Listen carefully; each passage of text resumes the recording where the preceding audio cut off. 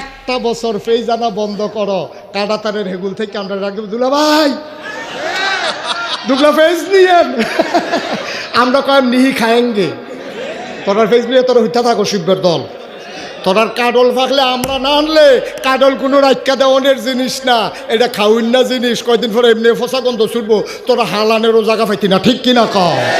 তোমরা যেদিন কইসলা ইন্ডিয়ার গরু আর দিতা না, আমরা কি গরু খাওয়া ছাইড়া দিছি মনে করছ? আমরা শিক্ষিত ফলাফাইটা খামার কইরা কইরা আল্লাহর খাস মেহরবানি গরুর চাষ করেছে। সমীক্ষায় দেখা গেছে কুরবানির পরে গরু আর উফ উঠছে, ঠিক কিনা কও?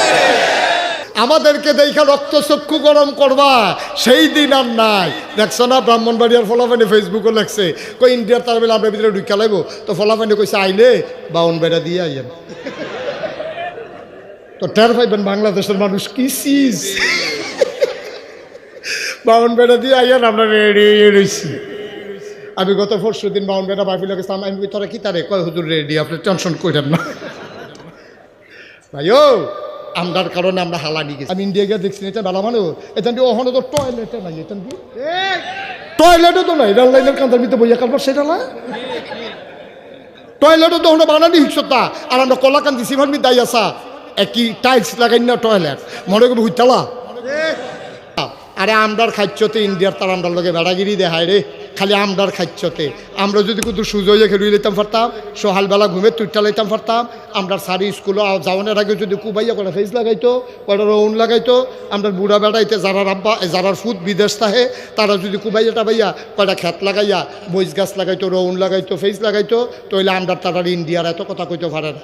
আমরা আলু লাগাইলে কি ইন্ডিয়াতে কম হয়? আমরা ফেস লাগাইলে কম হয়। কেরে এমন একদিন গেছে না, আমরা শহীদ তলে ফেস আসিন, আমরা ওই সালের লগে তরখের লগে বেড়িয়েতে ফেসাইয়া ফেসাইয়া চুলের বেনির মতো রৌন টাঙ্গাই রাখছে।